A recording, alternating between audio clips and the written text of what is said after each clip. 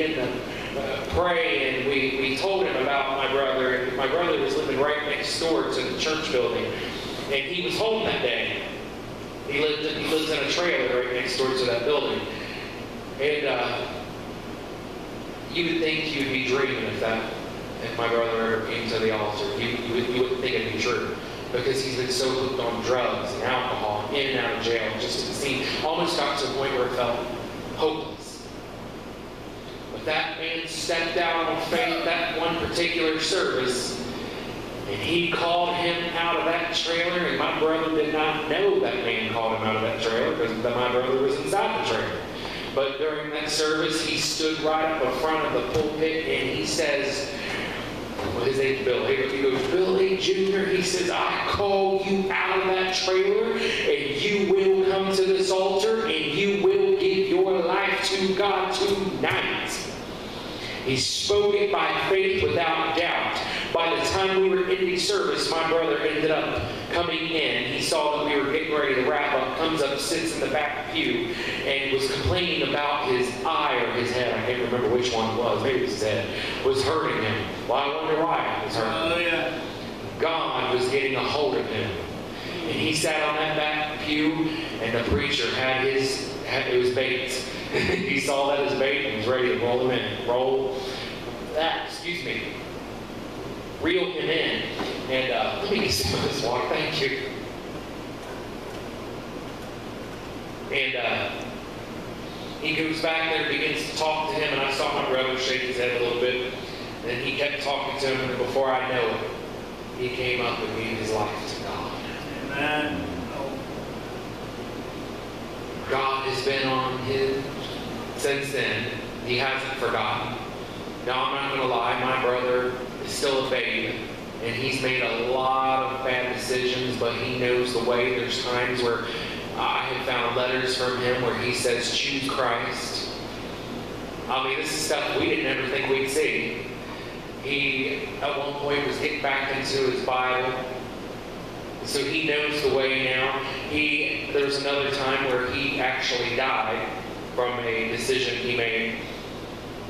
And his girlfriend happened to show up at that moment with my cousin. She just picked him up. At the very moment they saw him.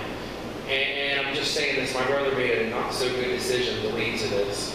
It could have costed him more than that, even his soul. And when they saw him, they saw that he was turning blue, and they touched him and he fell over and he was not breathing. At that very moment, I mean, this is where God is saying, this one's mine. This one's mine. Satan can't have it. To send them at the exact moment that he took his last breath. And my cousin began to do compressions on him and got his heart going again. And the paramedics even said so. They said, yes, he would have been pronounced dead. They said, had he not been doing those compressions, they said I think 2 more minutes, he would have been gone into eternity. God is a merciful, loving God. Amen. Praise the Lord. And he has heard the prayers of my mama and my dad and my brothers and I. We've all been praying for my brother, and we've been seeing changes in him. He's changing slowly. Some may say, I thought he got sick. You know what? He did. But some people don't change overnight. He's slowly letting things go.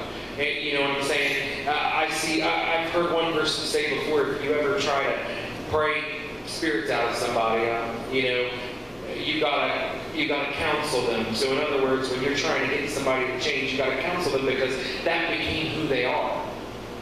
And if you were to get rid of all that, you'd be a vegetable. You wouldn't know who you are, because that was your life. That's what you depended on. So he is slowly changing for the good, letting things go. And I tell you, it's been such a blessing to see that even the people around him are beginning to change. Even one of the people that he used to do drugs with is now, he just got out of jail, and he was talking to me the other day, and he says, Terry, I want nothing to do with that anymore. And he begins to talk about the Bible to me, and I'm like, whoa. I was like, how awesome is this? That not only is God changing my brother, but he's changing the people that he hangs with. So now my brother looks up to this guy. So you can see the fingerprints of God in this. So what I'm saying is, if you're praying for somebody that's wrestling with God, keep praying. Keep praying. It may not happen when you want it, but God is going to move. He's going to take care of it. The Bible even says in Psalms 34:15, it says, the eyes of the Lord are upon the righteous, and his ears are open unto their cry. He's listening to you. He hears you. He takes what you say seriously.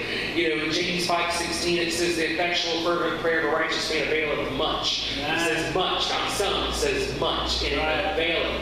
So, and I know I said wrap it up, but I am now. These are my last two things I want to make to you. Last 2 points. When you pray, heaven stands to attention. When you pray, all the angels are on alert. Think about this. When you pray, God says, that one's mine. They are the righteousness of me. Let's answer their prayer. Go ahead and move on their behalf. That's when he dispatches the angels and says, I know that voice.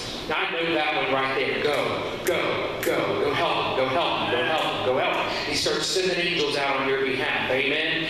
Or if you're saying, well, so if you're in time of need, he's going to send angels. And if you're praying about something that you need God to move in, he's saying, this is what I've been waiting for. I've been waiting for you to bring it to me so I can step into your future and take care of it. I don't know about you all, or hopefully all of you have experienced it, but there's times where all of a sudden I just feel this joy overcome me, over on me, and I don't even know what it's from. Just this joy in my spirit. My pastor that I have once told me that when you feel that, God has already taken care of something in your future. And your spirit is getting the alert that it's taken care of, but now your flesh has to wait upon it. You know what I mean? You know what I'm trying to say? So if God did something 10 days from now and you're feeling excited about it, and you're like, ooh, why am I excited? I don't know why. The spirit, Remember tonight. Absolutely. Amen. So you're feeling this excitement inside you, and you're thinking, well, I don't know why I'm excited. It may be 10 days, 10 years, who knows? But when your fleshly man lines up to God's timing, because God has pushed that off 10 days from now, however you want to look at it. It can be any days. I'm just using that as an illustration. Once you get there, then